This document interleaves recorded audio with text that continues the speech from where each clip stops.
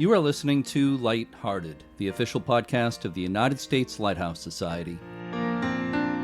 My name is Jeremy D'Entremont. Welcome.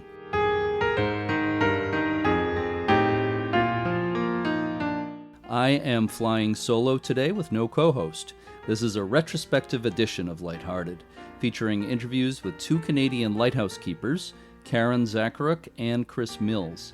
Both of these are re-edited interviews from the early days of the podcast. The interview with Chris Mills was recorded in July 2019, and the one with Karen Zacharuk was recorded in June 2020. I loved both of these conversations, so I've edited them slightly and combined them into this one episode. Each of them is about a half hour long. Let's start with Karen Zacharuk. The light station at Cape Beale is one of 27 stations that remain staffed on the coast of British Columbia on the west coast of Canada. The original 1874 wooden lighthouse at Cape Beale was replaced by a modern 32-foot skeletal tower in 1958. A resident keeper still maintains the navigation equipment and buildings, monitors the weather and sea conditions, and watches for emergency situations. For more than 15 years, the keeper has been Karen Zacharuk. Let's listen to my conversation with Karen now.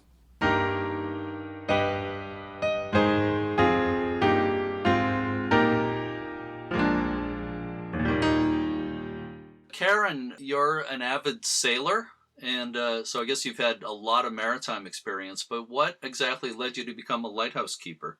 I've always enjoyed being part of the maritime community, and I did grow up in a small fishing village on the north end of Vancouver Island.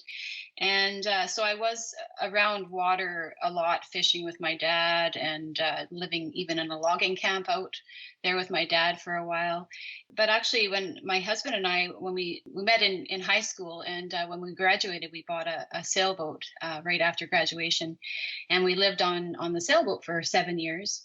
And we sort of wanted a change in careers. And so we took a bridge watchman program, which is, we were planning on going to work on the Coast Guard ships.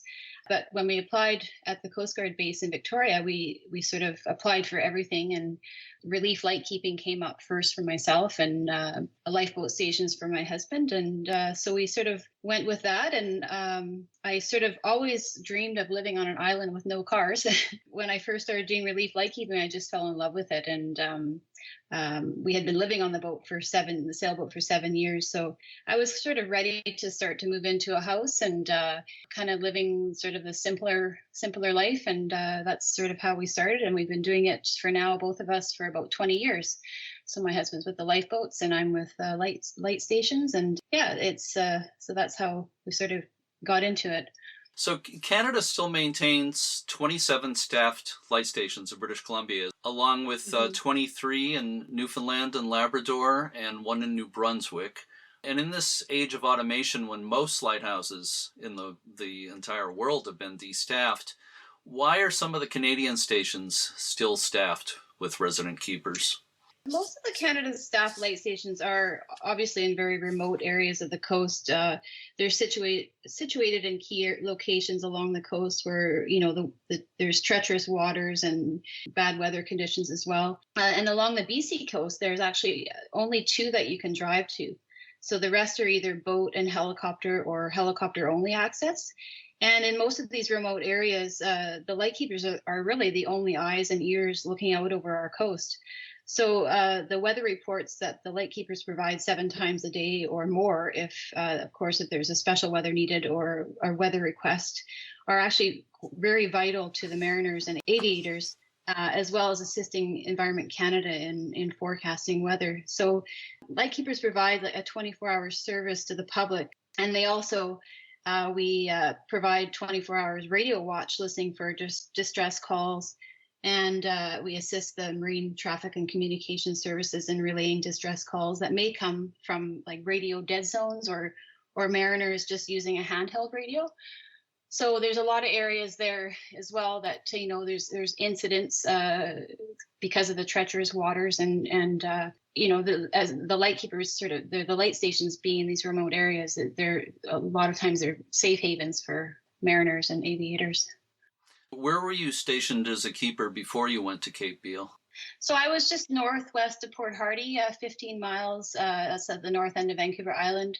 And I was at a station called Scarlet Point. I was there for 5 years before I came to Cape Beale. And before that, I did relief lightkeeping for 2 or 3 years. So I was sort of situated.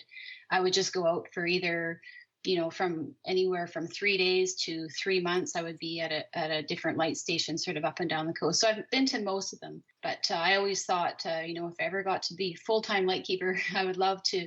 I fell in love with these two stations that I've been able to work at full-time. So I've been very lucky that way. Cape Beale was a place that you actually chose to go to? You requested that? Well, it came available for a position, and sort of the fellow that was actually working here before, he moved to the station that I was at. We sort of switched spots, and then I was working here as assistant keeper for I guess it was 3 years before the principal keeper that was here before me. He was here for 33 years, so he retired. And then I stepped up into his position as principal keeper since 2010 here.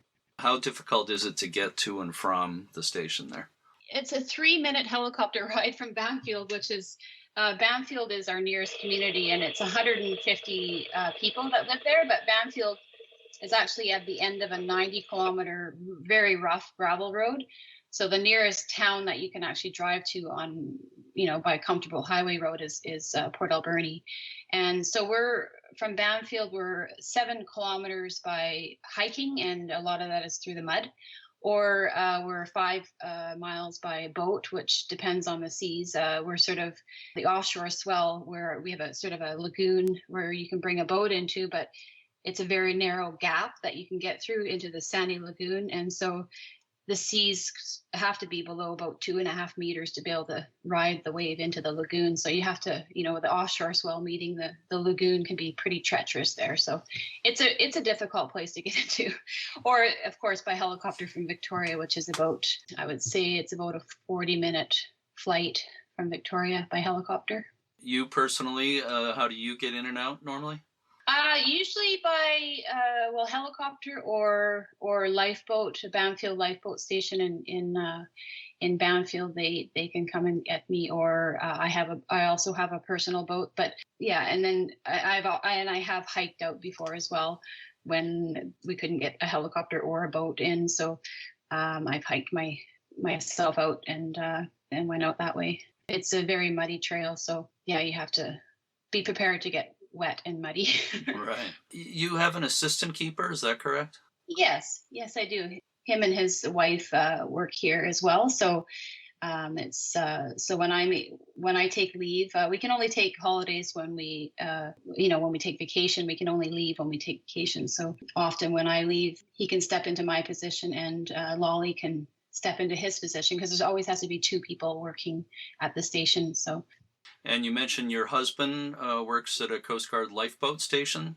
Yeah, so he's the officer in charge in Banfield, at the Banfield Lifeboat Station at the moment. And so he's on the 47-foot self-righting lifeboats, the same. The U.S. Coast Guard has the same vessels as well. So that they run those out of various spots on the coast here. And he's involved in search and rescue out of that station. And that's their primary job, is the search and rescue. Are there also occasionally relief keepers who come to your station? You said there always have to be 2 people there. So you do sometimes have relief keepers there at times? Yes, we do. Yeah. So whenever myself or my assistant keeper want to take vacation, a relief keeper has to come in to relieve us. So. How do you normally get supplies? Are some of the supplies delivered, maybe by helicopter, or how does that work exactly? Our groceries are delivered once a month with our mail and parcels by helicopter. And so what we do is we place an online order like you would in town with a grocery store, and it's delivered to the Coast Guard base in Victoria. And then from there, it's flown out once a month to the stations all along the coast here. And then other supplies like, fuel for running the generators, or gasoline or lumber, that all comes in by the Coast Guard buoy tenders.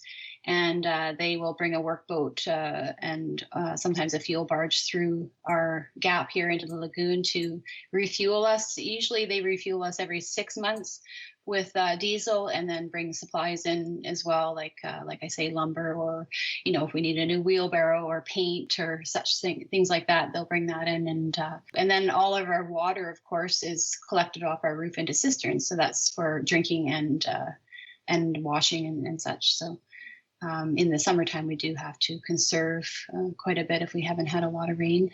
Anything, other supplies like the mail and parcels is usually brought in by helicopter. You just said a little bit about your water supply. Could you elaborate on that a little bit? How exactly do you get your water supply? So just when it rains, that's when we get water. So it just comes off our roof, and then we have cisterns. Most of the stations have cisterns in their basement. Half of the basement is converted into one, and mine's sort of a different one. We have it outside under an old foundation that used to be an old duplex. So we have that, a big cistern there. And usually stations have, each house has about an 8,000 gallon cistern, and then it goes through a sandbox and then through multiple filters, and we bleach test it every month. And then it also gets tested by the Coast Guard, Health Canada as well, to make sure it's safe to drink. And like I say, in the summertime, we do have to conserve quite a bit. Like if we're doing our laundry, we have to save the rinse water for the next wash. It can get that bad. Or lots of the stations also have composting toilets in the house as well, so that the water isn't wasted in the toilet cistern. This year has been been doing well because we've had quite a bit of rainfall. So yeah, we're not in any issue right now. I was about to ask do you normally get plenty of rain there? We do, but there has been years, sometimes from April to July, where we haven't had any rain at all, where it's been a really dry year. But that's happened a few times. But this year we've been lucky. It's been nice not having to worry about that as much. I was thinking of asking you if you ever get lonely, but I have a feeling I'm anticipating your answer to that. First of all, it seems rare that you would ever be alone for any stretch of time. Probably not much at all. But I'll go ahead and ask the question: do you ever get lonely there? That's quite a common question that I get, especially from people coming on the station that either have never been on a light station or they're just curious about it. And I'm extremely happy here, and I think that makes a big difference. I don't actually get lonely because I feel very connected to this coast, and I feel connected to the villages along the coast. Our Coast Guard and sort of Parks family, in a sense, that come to visit. Well, not right now because of COVID, but they come by quite often. I can talk to my family and friends as much as I want, and because I'm lucky here to have good cell phone service, and I get to see them periodically as well. But I guess I've been doing this for so long, it's sort of just become my life, and I'm just busy all the time, crafting, or when I'm not doing my main work, I'm in the evenings or whatever, I just like to pick up a new craft or learn a new craft, and it just I get inspired being out here, just living amongst nature, and I don't actually, I've never really felt lonely at all. What sort of crafts do you like to do? I'm just curious. Oh, everything. I just love to try. I mean, I love knitting. I paint, woodwork, cooking. I love cooking, sewing. Right now I'm working on a marine canvas project right now, and just in this rainy weather when we can't be outside doing station work. So I'm filling my time quite often with different crafts. I don't have television, so I do, I listen to the radio quite a bit, and cooking is a big passion, of course, too. So just being able to, eat well and enjoy good food is important for me. Sounds great. Do you ever find yourself wishing you were closer to a town, or maybe a more major town or a city or anything like that? No. sweet. I'm really, I like going out to town once in a while, but I'm quite happy to get back to sort of the peace and quiet out here. We don't hear vehicles, or the odd boat will go by, or helicopter. We can hear them, but it's very peaceful out here, and sort of I've always grown up in a small area, so I quite enjoy that. You make me think of Kate Walker, the famous lighthouse keeper in New York Harbor, Robbins Reef Lighthouse, who lived within almost a stone's throw of New York City, but hated with a passion going into New York City. She much preferred life out at her lighthouse in the harbor. Sometimes I haven't been out to town for maybe 6 months or so, it is a bit overwhelming going into town, and especially into a store. It's, when there's so much choice, I do find it overwhelming. So I just have to take a couple days to get used to it, and then it's back to normal again. But it is nice getting out to the city and seeing everything that's happening, the busyness, and just all, the people watching and things like that. But I love coming back to where I live here. You mentioned eating right. I'm wondering if you're able to grow a lot of your own vegetables and herbs, that kind of thing. Yeah. So we have a big garden actually going right now. I'm able to get, I can fertilize that with some seaweed that I get off the beach, and we have a garden that we have a greenhouse as well, so we can get vegetables growing throughout the year, like lettuce and green onions and parsley and things like that. But no, that's a big part of being here, is being able to have that fresh food, because with our groceries, usually by the third week into our grocery month, we call the last week, we call it the scurvy week, especially in the winter, because we're out of all the fresh veggies, and it is nice to be able to go down and, sometimes kale will still be growing outside, or celery outside, even it can handle the weather, but it's pretty important to have the fresh stuff, like lettuce and things like that. If you go to the grocery store, it only lasts maybe a week, or like broccoli and stuff like that. So we make a lot of like fermented vegetables, like sauerkraut and kimchi and stuff like that, just to keep things going through the winter. And you sort of learn what lasts longer and what you have to use up first. And then also we can harvest shellfish off the beach as well throughout the year, most of the time, if there's not PSP. And so we can eat mussels and gooseneck barnacles and urchins and things like that as well. What kind of wildlife is common around there? And part two of that is, have you had any encounters yourself with dangerous animals there?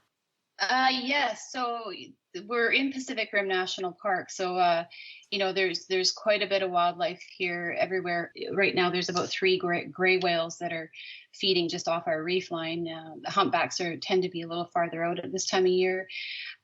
Sea lions, seals and things like that for marine mammals. And then we have resident bears that live we have an estuary down in the lagoon, so they're often there. This morning when I went for a walk, there was 2 of them down there feeding black bears. And then we have wolves. I've seen tracks, and we have a wildlife Parks Canada wildlife camera set up on the trail, which recorded wolves. And I actually last year recorded a mother cougar and her 2 kits walking down the trail together. So there's 3 of them. That was a pretty incredible, that was pretty incredible footage. So we do have cougars as well, but a few years ago, I think it's about 6 years ago now, my husband was stalked by a cougar here, and it was actually just walked past the doorstep of my assistant keeper's house, and he called us to tell us that the cougar just walked past his doorstep. But it was actually after my cat, Cash, and luckily Cash survived, but we went down to see where it might have gone to. And my husband went down first because I had to go and do the weather report. But I guess the cougar was near the helipad and was crouched down, and it was sort of wiggling its rear end like it was going to pounce. And then it lay down, and it stayed there until we had to shoot a bear banger off and scare it off. And it didn't seem to be too afraid of us. So that was a bit of a scary encounter. And, growing up on the North Island, there's so many cougars up there, and all those years that I grew up there, I actually have never seen one in real life until here. And so it was, when we go out, we have to carry what we call it's a cougar stick, what my grandfather actually used to make them, and it has sort of a spike on the end, and then it has bear bells and bear spray and a double-edged knife and a bear banger and a whistle all attached to this one stick, so that we're always prepared for any encounters. And then going down to do our weather report, there's been a small bear here ever since my dog hasn't been here anymore. They've decided that they should take over this area, so we have to haze them quite often when we go down to the weather, because they'll be eating grass near the Stevenson screen or the precipitation gauge, and we have to scare them away to be able to just go and do our weather. So they roam around here very close, so we're just trying to keep them to make sure that they're afraid of us, and they act in the the right way. They run off usually when we try to haze them, so it's good behavior. Yikes.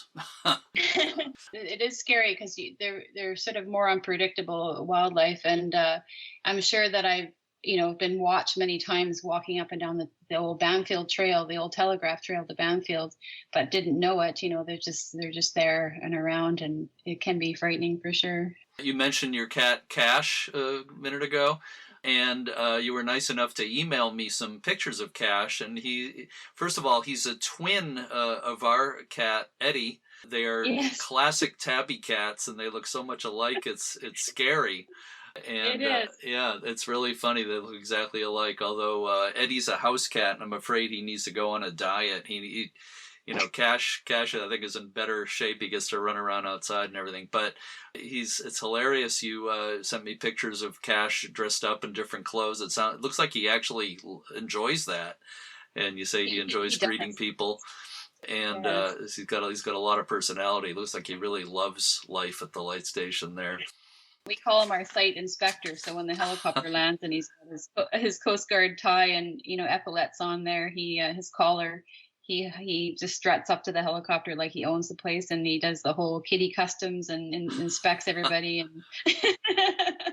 yeah, he's our station ambassador, and he greets all the hikers when they come in, and anybody that comes on station, he's right there making sure that they're all greeted.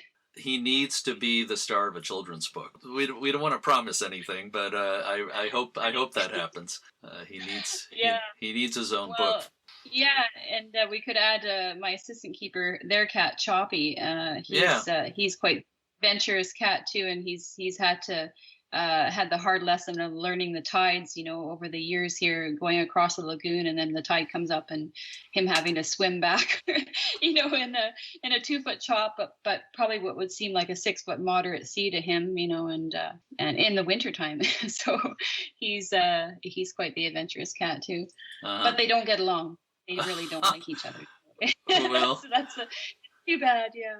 The Adventures of Cash and Choppy sounds like a great series of children's books to me. I'd like to talk just for a few minutes about rescues. I know it's a subject we could talk for more than a few minutes about, but there was a very dramatic rescue that happened at or close to Cape Beale, close to the station in 1976. Yeah, so there was a vessel, a seine boat actually called the Bruce One, and they had left Vancouver. They were actually going to go and fish herring in February. The incident actually happened on February 29th, 1976, so it was leap year. They got caught in bad weather, and their vessel ended up, the snow came in, and they lost their visibility, and they ended up crashing into the rocks here just below Cape Beale. 2 of the fellows were rescued by the lifeboat out of Banfield, and then the other fellow he actually made it to the shoreline, but climbed up on the shore and was, of course, hypothermic by that time. They had sent, they could hear him yelling, but they couldn't get to him. So the U.S. Coast Guard actually sent a Sikorsky up from Port Angeles to assist in the rescue, and they spotted him on the rocks. They sent a basket stretcher down for him. He got in the stretcher and back up into the helicopter, and they were still searching for the other fellow that actually ended up perishing. His name was Rusty Waters. And while they were searching, I guess there was the weather was terrible. It was very low visibility, but apparently there was a bit of mechanical failure with the Sikorsky, and it crashed right in front of the station with all crew on board. the lifeboat was able to deploy a sort of a rubber lifeboat, like a rubber raft, and they were able to. The lightkeeper was watching from above and was able to guide them through the reef line, because there's a treacherous reef that goes all the way around Cape Beale here, and that's the big reason why we're here, of course. So they deployed the life raft or the lifeboat, rubber boat, and they went in and drove the boat right up into the doors of the helicopter, and it was pitch black because they had lost electricity and the power of the helicopter, and everybody was able to climb into into the rubber boat and get back to the lifeboat and get on board. But that fellow was actually rescued twice, because he was lifted up into the helicopter, and then the helicopter crashed. And then he was lifted, taken out of the helicopter. So everyone on the helicopter survived. And unfortunately, there was the skipper of the Bruce, one perished. But it was a big rescue, in the history books. So now the Coast Guard has a hero class of vessels, and one of them is named the Martin Charles, and that's named after the skipper that was at the lifeboat station for many years. It was named after him for that incident. But so we actually still have the wheel from the helicopter is still up by the tower here, and hikers will often ask, the question, well, where is that from? So I'm able to tell them the story of that incident that happened, and it was a big deal, that's for sure. Yeah, that's an incredible story. I'm wondering if you've personally been involved in any rescues around there? Or at any of the other stations you've worked also? Yeah, so just, relaying maydays, I've done that quite a few times, assisting vessels in the fog, towing in broken down vessels, even injured hikers that come in, just light tower and shoreline searches for missing vessels. In 2014, we had a big incident here. Actually, I was sailing up in Alaska at the time, but the keepers that were relieving here, they were down at the engine room just checking the engines, and they heard yelling from down there. And so they ran up to the top. There's 169 stairs from the engine room up to the top of the station. And they ran up to the top of the station, and the fog had come in, and they heard these people yelling, and they looked out, and there was an overturned vessel with 3 guys in the water. One of the fellows actually got stuck up in the bow when the vessel flipped, but he was able to make it out. He did injure himself quite a bit, but they didn't get a mayday call off. The fog was coming in extremely quick.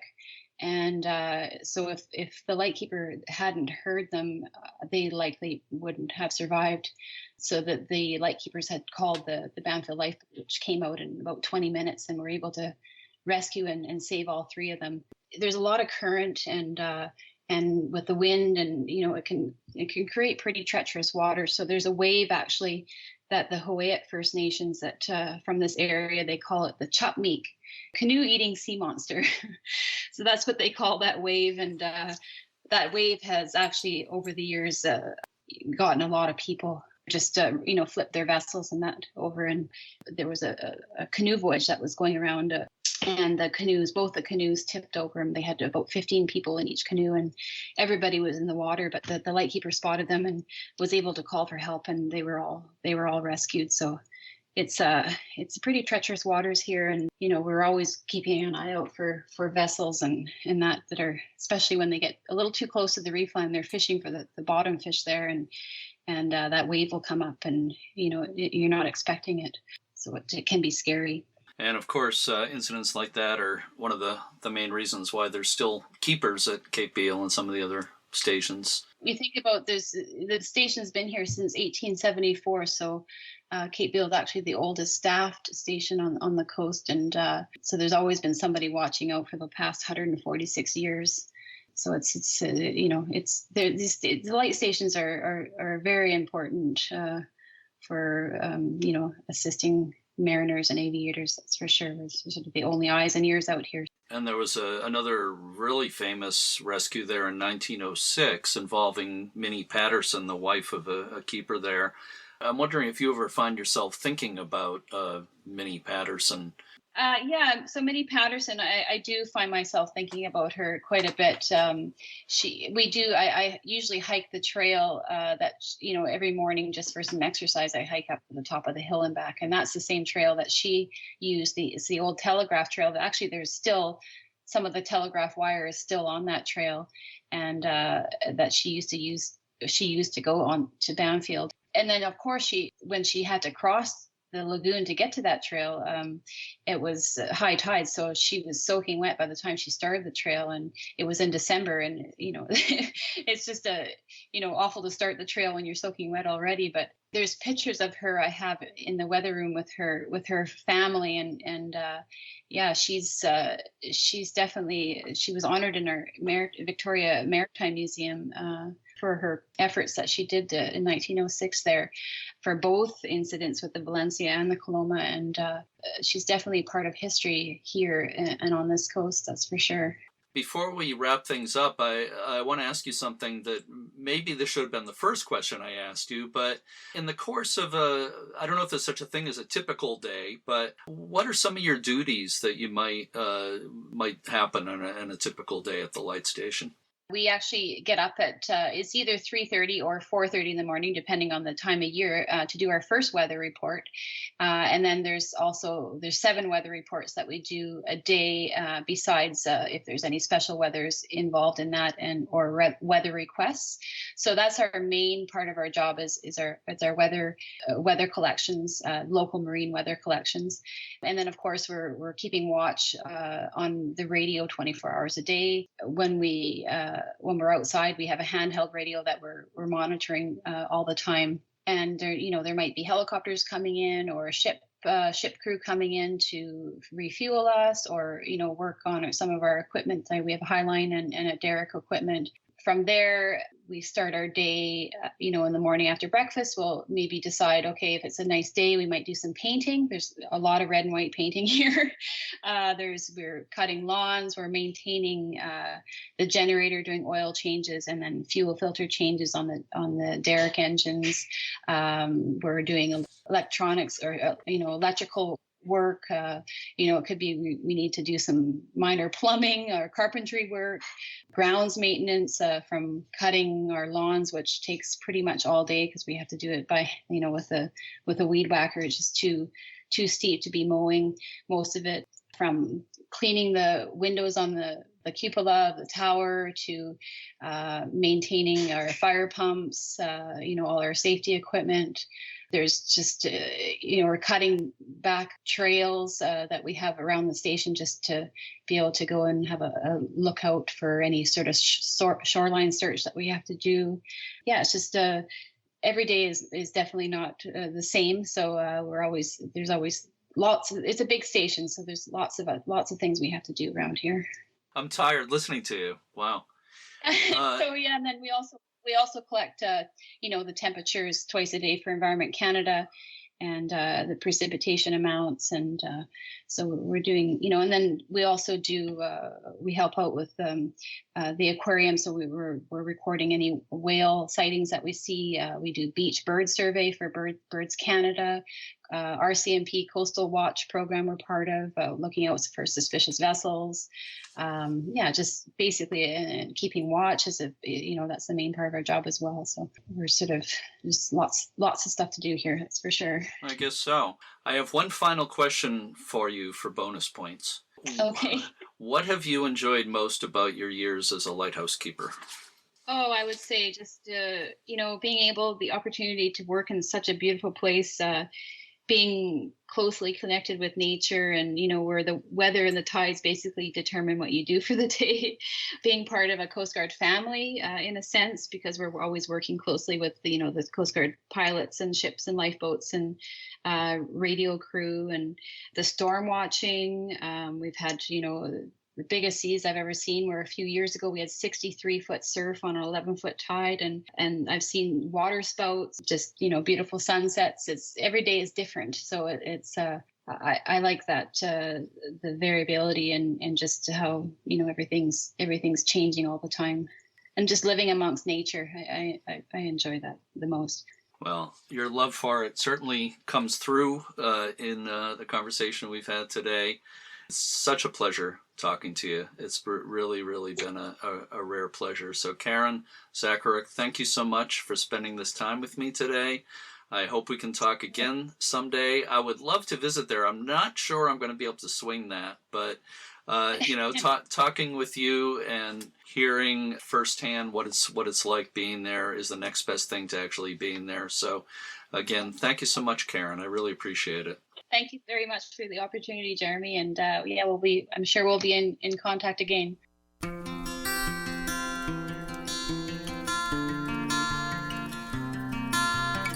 Before I introduce the next segment, I want to expand on something that was discussed in the interview with Karen Zacharuk. We talked about a famous 1906 rescue near Cape Beale, and I want to fill in a bit more about what happened. As daylight arrived on Cape Beale on December 6, 1906, the area was under assault by 80-knot gales and heavy seas.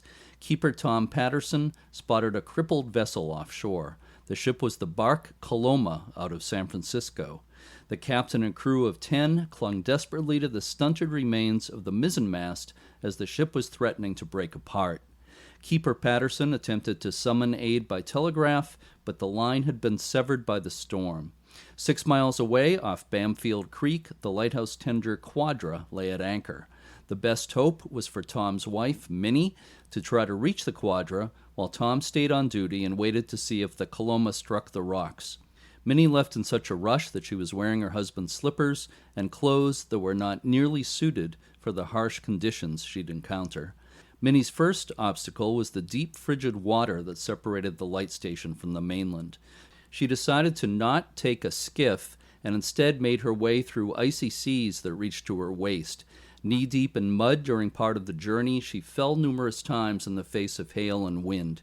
When she arrived at Bamfield Creek, the rowboat Minnie expected to find was nowhere in sight. She continued to a home where Annie McKay, daughter of a former lightkeeper, joined her. The two women launched a skiff and reached the Quadra 4 long hours after Minnie Patterson had left the lighthouse. The men on the Coloma were soon taken aboard a longboat from the Quadra just as the bark was breaking apart. Minnie was the sudden focus of attention from many newspapers, and she received a gold medal and silver plate from the Canadian government. Okay, now let's move on to our second interview. Chris Mills is originally from Ontario, but he has lived most of his life in Nova Scotia.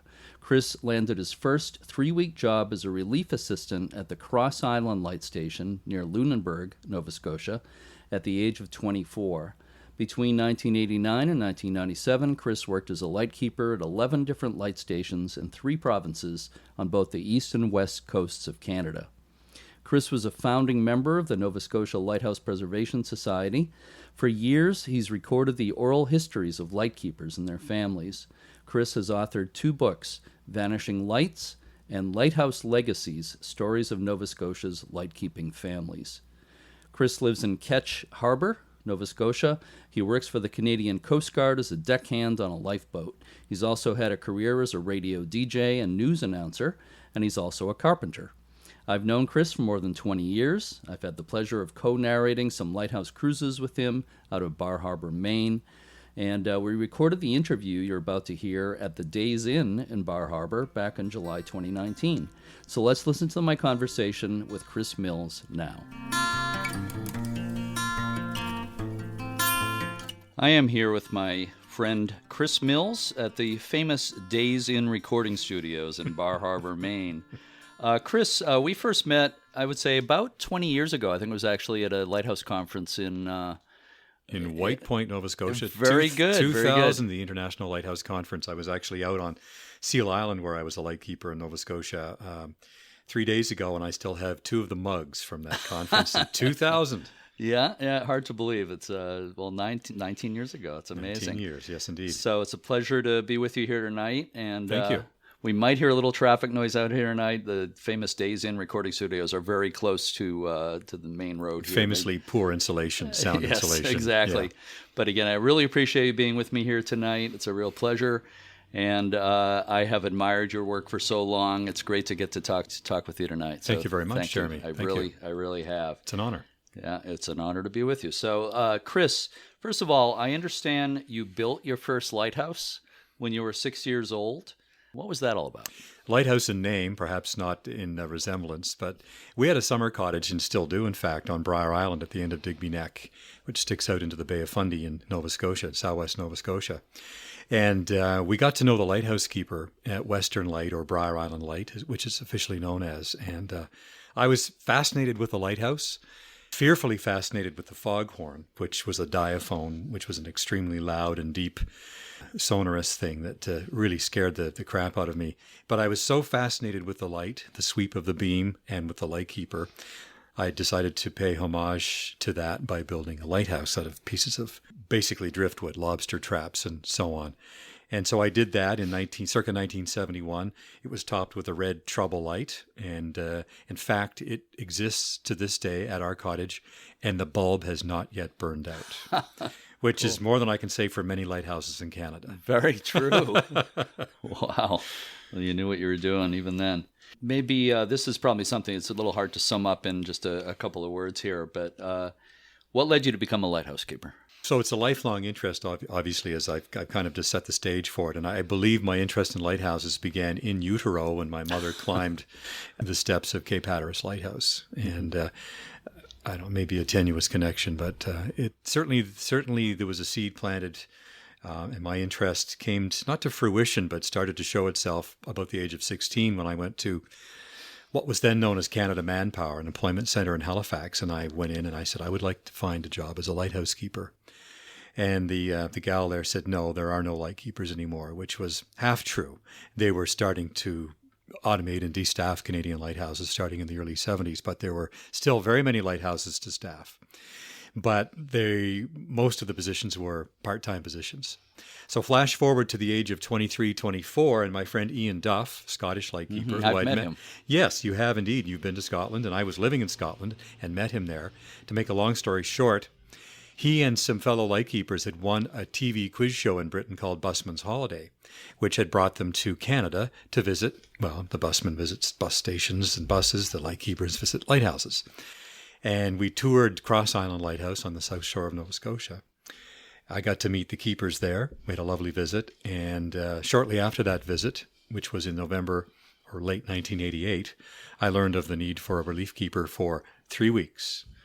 And George Locke, the head lightkeeper, recommended my name to the Coast Guard base in Dartmouth, which was the base that oversaw the lighthouses in that district. And lo and behold, in February of 1989, I was winging my way in a helicopter, an MBB-105 Bocow helicopter, Messerschmitt, to land on Cross Island. And I thought, 3 weeks as a lightkeeper, I have fulfilled my lifelong dream. I will be happy. I will never have to work as a lightkeeper again. And 3 weeks led to 9 years on 11 lighthouses in 3 provinces on both coasts of Canada. Right. So there's the Reader's Digest version anyway. Now, in your book, Vanishing Lights, you talked quite a bit about Cross Island in the book. You describe the island as teeming with all kinds of wildlife. Also, you describe sort of a ghost town on the island. Well, I think the thing that, Jeremy, that really amazed me is I showed up in February, and of course the weather, I couldn't get out the first day I was supposed to go there because of bad weather. So they delayed it by a day or two. And when I landed there was a cessation in the snow. The helicopter left, and then the wind, a nor'easter, blew up, and it was like being in the Arctic with the swirling snow except there are no foghorns in the Arctic. And that was the next thing. The foghorn came on, this raspy blast, twice a minute blast. And what really amazed me, other than the wind and the exposed southern point where this lighthouse was located and still is, was that on the eastern side of the island with the northeast wind, the surf would pile in, and you've seen spume and spray on the shore and foam. The foam reached the point where it was 8 to 10 feet thick, and you could actually drive through these inlets or cuts in the eastern shore of this island in a tractor and be entirely covered in foam. I'd never seen so much foam. So it was just a testament to the exposure of that island and how the surf was just pounding that shore. Mm-hmm. And it just amazed me. Wildlife, seabirds, of course, in the summertime, human wildlife in the summertime, because the ghost settlement came alive in the summertime with summer boaters and parties, some of which I partook in. But it was it was a really neat experience because there had been a permanent settlement on the island until the 1920s. Right. And vestiges of that were still in evidence, and people came and inhabited former homes and current cottages. So you got a real sense of the community of the place and how important the lighthouse was to that community. You kept journals when you were on Cross Island. Actually, did you keep journals for the whole time you were lightkeeping? I did. I have 700 pages of journals at home in 6 volumes. So when are you going to publish all that? Probably after I die. Okay. I'll come back and do that, or I'll have someone do that for me. Please do. It would be nice to draw from them, yeah, because those were Yeah. the raw observations of every station I worked on. I absolutely love them. I really love your observations of the weather, for one thing. I mean, there's so many vivid observations. If you could, love it if you could do me a favor and read a paragraph I really like in Vanishing Lights, describing the summer weather on Cross Island. I'm talking about one on page 53, and you've got the book right there. If you could read that passage, I would Yeah, really absolutely. like that. And as I read these words, I can almost smell the air there, and I can see what I'm seeing and what I'm hearing. The lighthouse road is dry and dusty. Grasshoppers leave little explosions of gray in the shale as they jump. Although the heat of the day lingers throughout the afternoon on the northern end of the island, the air gets cooler as you get closer to the light station on the southern point. As you climb the final hills before reaching the open fields around the lighthouse, the wind begins to ruffle your hair. I had hair back then. And then, unbelievably, it is cold and windy, and the horn starts to blow. Through the heat of the day, a bank of fog has been lurking on the horizon, waiting to move in. And when it comes, it does so with amazing speed. Almost immediately, the mood of the island changes. With the wisps of wet fog swirling in the light, the whole world reduces to the light station. Anything outside the lighthouse compound basically does not exist. When the fog lifts, maybe a few hours later, maybe a few weeks later, a larger world of trees, fields, water, distant islands, and the mainland once again becomes reality. Not bad for a 24-year-old. I Jeez. think it's fantastic. I hear that, and I'm there. You know, that is so great. And by the way, I had hair then too, so don't feel that We're bad. in the same club. Don't feel bad about that. So you were at Cross Island right near the end before it was destaffed. I was the last person to spend a night on Okay, the island, that's- on the light station after 159 years of staffed history there. That's about as close to the end as you can get. Pretty well. I think I felt that it was a pretty important time to be there. George Locke, the principal keeper, had left a little bit earlier. They had come that day to sling all of his belongings off with a helicopter. Thanks to meddling relief assistant lightkeeper, the media had shown up. The Coast Guard didn't want media, but I kind of leaked the story to the local newspaper, and CBC got wind of it. So I wasn't very popular with the powers that be, but I think it was very important to have that occasion remembered after all those years of more than a century and a half of service to mariners and a way of life for George and all the keepers who came before him. So Right. I was glad I'd gone against authority and done that. Mm-hmm. And it was very special for me to be, first experience as a lightkeeper and my first light station, to be the last person to spend a night at that station. So your next stop was Seal Island, off Yarmouth, Yes. and you had some history with Seal Island. You had childhood associations with Yeah, my dad is a bird watcher. He's still living, and he and 4 or 5 other bird watchers actually bought a house on the island for a handshake and a few $100, like you could do back in the day, to use as a bird watching base. So I first went there when I was somewhere between 6 and 7 years old. Actually, I just came back from there 3 days ago because I still maintain that house now that I'm the next generation. Mm-hmm. That led me to getting to know people on the island. There had been a light station established on the island in 1831, and I found out there was a need for an assistant lightkeeper.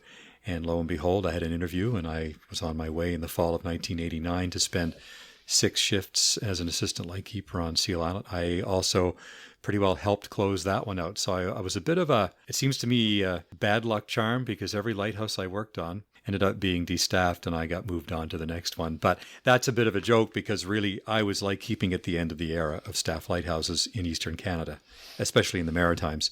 And so it was just natural that they were closing lights and I kept moving on. Seal Island is a pretty large island, 1,000 acres, 1,000 acres. 18 miles offshore. Yeah. It's just west of Clark's Harbor on Cape Sable Island, not to be confused with Sable Island, Right. which is in the southwest corner of Nova Scotia. I like your descriptions in Vanishing Lights of the light station as being very busy and noisy.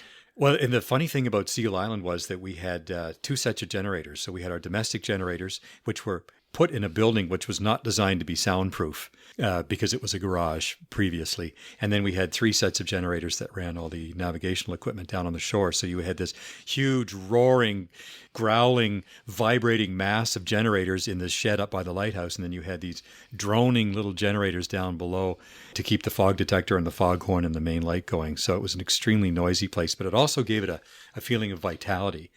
Until 1987, there were families living on the island year-round, and then it became a rotational station. So when I was there, we were doing 28-day shifts.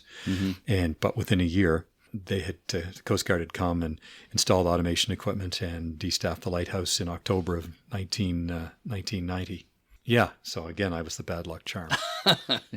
Feel like a lighthouse killer? Yeah, a bit of a lighthouse Jonah, yes. Yeah. So next we had Machias Seal Island. Machias Seal Island, the contested island, the Seabird Republic, located between the great state of Maine and the great province of New Brunswick, Canada. 1990, flew from Yarmouth, Nova Scotia, across to Machias Seal Island, and I remember that first sight of that little crescent of island, not really fully understanding just what seabirds mean to that island and how much they rule what happens out there, the puffins and the terns and the razorbill auks and so on. But a lovely piece of turf and mowed lawn and this beautiful large DCB 36 lens flashing every 3 seconds from the tower, and that was on 24/7. So I remember descending in the helicopter, seeing that revolving eye, just a burst of brilliance of the light, and landing on this immaculately maintained station with the houses painted up and the lawns mowed and the maple leaf snapping in the breeze and occasionally a Stars and Stripes with American visitors coming out. But it was, again, a very dynamic place. And the noise there came from the birds, the puffins, the auks, the Arctic terns, and it was overwhelming. It was cacophonous. And the other noise came from the foghorn. There were 2 1,000-watt emitters, and I have to say this straight off the bat because I'd never come across this situation before. One pointing to the west, one pointing to the east. The house was to the east. So when the horn blew, it blew directly at the keeper's house. And the decibel level was somewhere in the range of 110 decibels in the living room of the house when the horn blew. And it was many years after that they moved the horn, after they realized that occupational health and safety didn't have a great view of that amount of noise level in the house. So again, but that was just an occupational hazard of lightkeeping at the time. We didn't think much about it. You touched a little bit on the dispute between the U.S. and Canada over the ownership of which is ongoing. Right. It is still ongoing. Of course, the Norton family has played a big role in that. Barna and John Norton. Yes, indeed. I never met Barna Norton, but I did speak with him on the phone. I did meet John Norton actually when he took me on his boat to photograph some of the area lighthouses one time. They have both passed away. Correct. Since then. But the dispute still goes on. But who, with them both gone, who is leading the charge for the United States on that? I don't know if there's a charge being led, but it's just simmering on the diplomatic back burner, I think. And it's interesting to note that the Canadian Coast Guard has recently established a 13-mile light on North Rock, which is just off the north tip of Machias Seal Island. Why we need a 13-mile light next to an 18 to 20-mile light on a major staff light station, I'm assuming it's for sovereignty purposes. And it's interesting to note that the Canadian Coast Guard lighthouse keepers on Machias Seal Island, who work 28-day shifts until 1987, 2 families lived there year-round, they are paid by Canada's Department of Foreign Affairs. They are not paid by the Coast Guard. So this is a sovereignty issue, and that's why my country has maintained light keepers on that island past the due date of many staff lighthouses. Well, there are none left in the Maritimes. That is the last one. Right. And that is the only reason, Jeremy, as you well know, that station is still staffed. No matter what side you come in on, pro-American, pro-Canadian, don't care, gray zone, doesn't matter. No matter what side you take, having lightkeepers there and having Canadian Wildlife Service people there has been a great boon to the island because it protects the breeding seabird colonies and the seabirds that are there seasonally. So it's very important to have the lightkeepers there. Barna Norton often admitted that even though he said it was his island and raised the stars, Old Glory, whenever he could, admitted that the keepers were great there. And I think even John, gruff as he was, I think he agreed that it was good to have keepers there, whether they be Canadian or American. But that's one station we'll never see destaffed. I'm not in our lifetimes. Did you get along well with the birds? Yes, because we kept our distance from the birds, but terns were problematic because terns will dive bomb you. And we Yes. actually had hard hats with flags on them Yeah. because they would actually draw blood. I was not unfortunate enough to have that happen to me, but it happened to many lightkeepers, and that's why they came up with the idea of the hard hats with the flags. Mm-hmm. Because they would dive bomb and hit a hard hat too, but at least the flag would let them, they would avoid the flag. So occupational hazard on Machias Seal Island. Yeah. I also spent Christmas there one year, which was an amazing experience. The noise of the birds was replaced with the noise of the storms and the wind and the incessant blowing of the foghorn on days where you had sea smoke or vapor, as they call it, up that way, and snowstorms and 3-foot snowdrifts that you had to shovel your way out of the basement of the house. And as soon as you shoveled it out, it would blow back in again because the wind was blowing northeast 40, 50, 60. Or the beautiful calm nights in the winter or the summer even, when you would just be settling down on the couch for a long winter or summer's nap and reading a book, and the next thing that bloody horn would come on again, and in would go the earplugs, and off you'd go to bed. Yeah. You talk about Christmas on the island in Vanishing Lights. You talked about being sad at first, but then having actually a pretty great time. It was a pretty poignant memory because I remember being there with Jim or Reg Smith as he was known. And I remember his wife sending him greetings on CJLS, the radio station in Yarmouth, to Reg Smith out on Machias Seal Island. I remember tuning into BBC radio on my shortwave radio and listening to the Festival of Carols and Lessons from the chapel of King's College in Cambridge. And I had a string of lights around my bedroom windows, and nice big turkey dinner, just two fellows on this tiny island between the U.S. and Canada. So it's a pretty poignant memory, yeah. Chris, I love your journal entry in Vanishing Lights describing the foghorn on Machias Seal Island. We've touched on the foghorn, yes, and its location on with relation to the keeper's house. When the foghorn is on, the noise level around here is horrific. It's tolerable in my east-facing bedroom, but almost painful anywhere in the living room and western bedrooms. A couple of years ago, someone from the Coast Guard brought a decibel meter to the island to measure the sound of the fog signal in the dwelling. In the living room, it recorded an impressive and painful level of 97 decibels. I find that if I sit in the easy chair by the front window, my right ear begins to ring within an hour. The windows vibrate with each blast, adding to the nearly tenable sensation in my ears. The sound of a foghorn so close day by day is aggravating, to say nothing of the annoyance it causes while we chat or watch TV.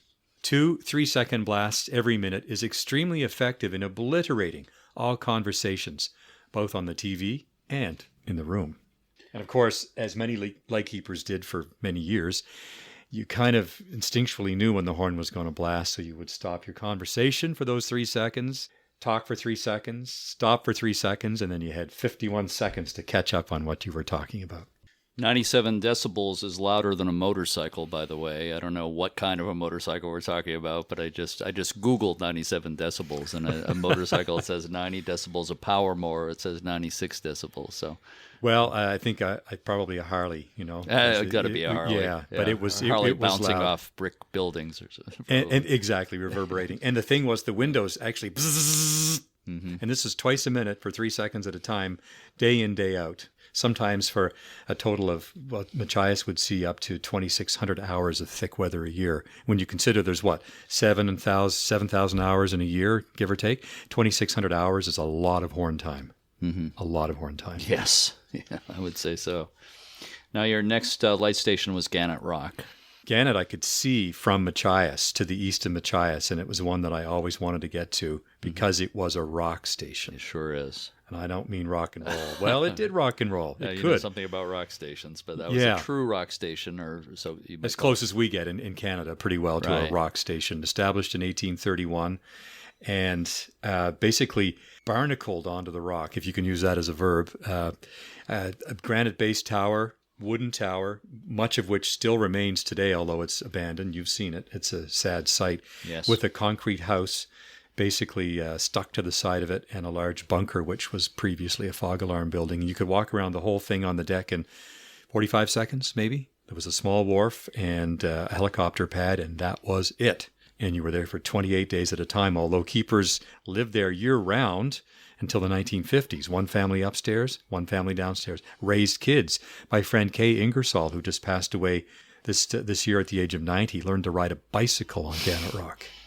So it's the second oldest wooden lighthouse in Canada. Next to Head Harbor. Yes, That's which I right. was in today, as a matter of fact, on Indeed you Campobello were. Island. Yeah. Gorgeous colonial construction, huge hand-hewn beams. And this one was interesting because the original Gannett Rock Lighthouse, which was a little bit shorter, it was heightened to circa 1906. The keepers and their families lived in the tower. So there was still the remnants of plaster on the walls and where windows had been. So you really felt the age of the tower when you were walking up through the levels to the lantern. In Vanishing Lights, you called Gannett Rock a place out of time. That's a great description right there. Well, I still remember writing in my journal how I felt about the day I arrived there, because it felt like I felt like I was in a ship, because you had the generators going, you had the smell of diesel, you had the smell of cooking, you had the smell of cigarettes because people were smoking at that time, and they all mingled to produce a really strong olfactory experience. Then you've got the sound of the surf, then you've got the foghorn kicking in, you've got the wind, you've got the waves, and you've got this big lens, big DCB 36 turning up top. And at night, all you can see is these big arms of light going every 6 seconds or 7.5. I forget the characteristic. It was just almost an overwhelming experience. And to this day, I mean, I've got it tattooed on my arm. It was my favorite lighthouse, and I would go back there to be a lightkeeper in a flash. No pun intended. I had the memorable experience of being with you. Mm-hmm. How many years ago was that now? A few years ago now. Gosh, I think it was 2015. Yeah, I was So going to say 4 years or 5 ago. years ago, Yeah. yeah. Being with you on one of the Bar Harbor Whale Watch so-called Grand Slam cruises, which is why we're here right now. We're doing that Indeed. tomorrow, but we're not going to see Gannett Rock Unfortunately, tomorrow. no. Yeah, which It's is a disappointment, yeah. It is, yeah. But we did go near it in 2015, and that was your first time seeing it in some years at that point. Since right? 1993, so it had been 22 or so years since I'd seen it. So it's kind of a bittersweet experience at that point. Yeah, it's funny. I've seen pictures of Gannett taken showing the deterioration and the fact that the house has been stripped inside and nothing is left. They had to strip it because there was no heat after we left in 1996. I hadn't seen it since 93, but it's funny. Even though it was bittersweet and quite emotional to see it, when I think of Gannett now, my mind still goes back to the time I was there. And that's what I see. I see it painted up inside. I see that big DCB 36. I hear the horn. I see the oil stove in the kitchen. I see the television in the living room going, and the lighthouse radio and our weather reporting equipment, and those beautiful stairs and the curved balustrades going up into the top of the light. And I feel myself with my back against the walls of the tower in a 60-knot gale, feeling the tower give with the wind and move, and which is exactly what it was designed to do, because even though it had to be cabled down to hold it down on each corner, it was built to give. It was built to give, and that's how it survived there since 1831, and still survives, even though now it's essentially derelict. It might outlast me yet. It's hard to say. It's hard to say. It won't outlast government neglect, unfortunately, though. Right.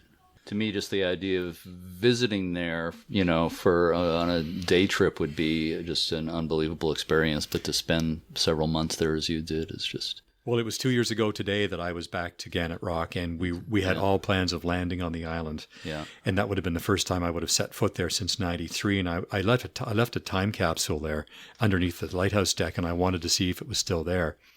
Unfortunately, there was too much swell, and we couldn't safely land. So I'm going back next month, and I hope to be able to land.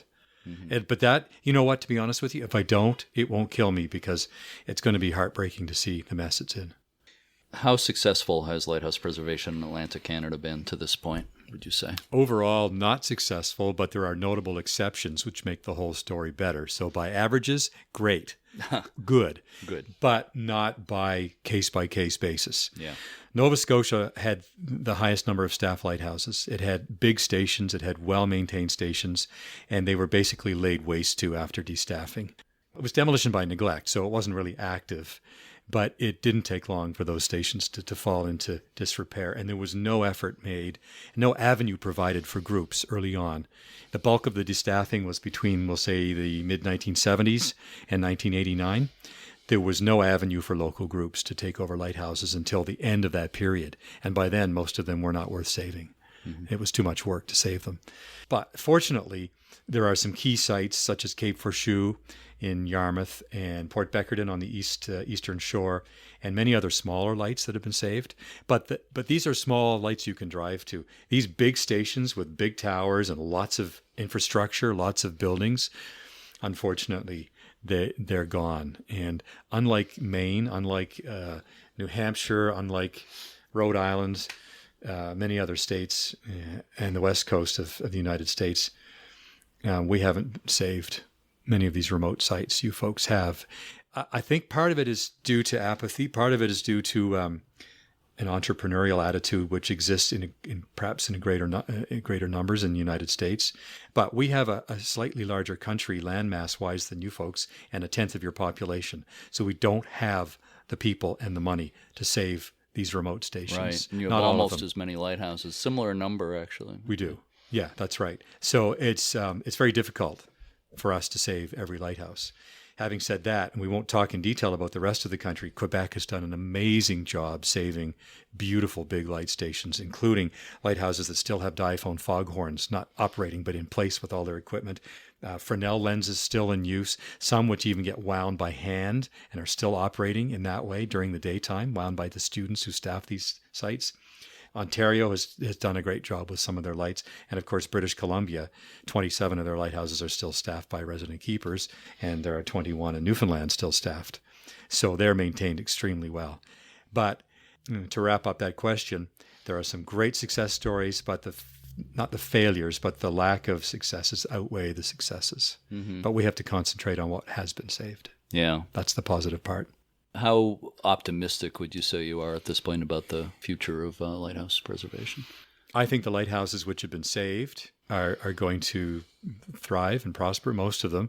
But here's an example. There's Ile Rouge, Red Island, in the confluence of the Saguenay and the St. Lawrence River, which had been taken over by a group, and it's now going to have all of its buildings demolished except for the beautiful 1840-ish stone tower, gorgeous French-style stone tower. That'll be left. Everything else will go.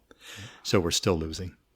Still losing. However, nearby, Prince Chaud, au Récif-Prince, has been restored, and it's a pillar light with no land under it, except the land that's on the bottom of the seabed. That's been restored. So it's a juxtaposition of places that were saved and now aren't, and places that are being saved. So that's kind of a roundabout way to answer your question, but I think we do have hope. But we have lost the lion's share of the important stations. The lion's share are gone. They exist only in memory and archival photographs and family photographs. Mm-hmm. Yep. Why should people care about these places?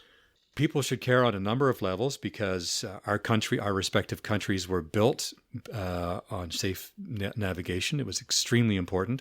Lighthouses such as Sambro at the entrance to Halifax Harbor in Nova Scotia guided immigrant ships into Halifax, into the New World, from whence they went to the States and to Toronto and to Vancouver and wherever else in the rest of the country. So they've kept our mariners safe. They've guided new people to our countries. They're part of the very bedrock and foundation of our countries because in the sense that, I mean, your first lighthouse, of course, predates your union as your independence, and so does ours, Louisbourg, 1733-34. But they really laid the foundation for the settlement and the growth and development of our countries. And they're just neat places to see. They're gorgeous. It doesn't matter why you enjoy a lighthouse. If you like the scenery, if your father was a lightkeeper, if your cousin was a lightkeeper, if you just like the place, if something special happened, if you got married at a lighthouse, if your husband proposed to you or vice versa, they're special places on many levels. And as such, they're iconic. I know that's an overused word, but they've got to be saved, as many as we can. They remind us of what we are, where we came from, and who we are now. Thank you so much, Chris Mills. Thank you, Jeremy. Can't say any better than that. It's been a pleasure. Thank you so much. It. Thank you.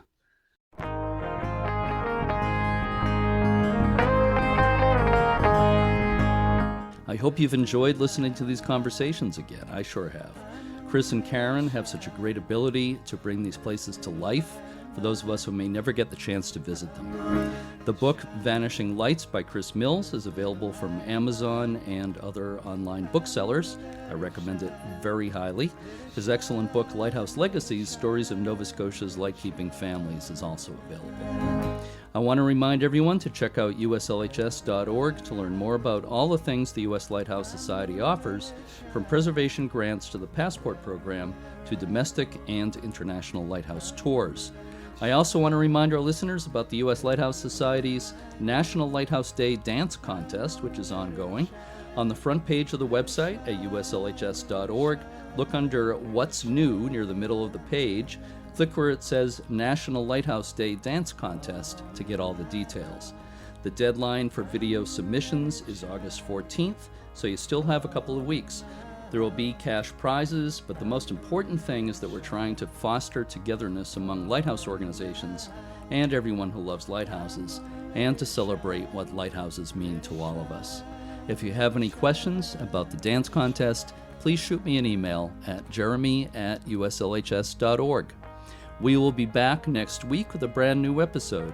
For now, thanks so much for listening, and keep a good light.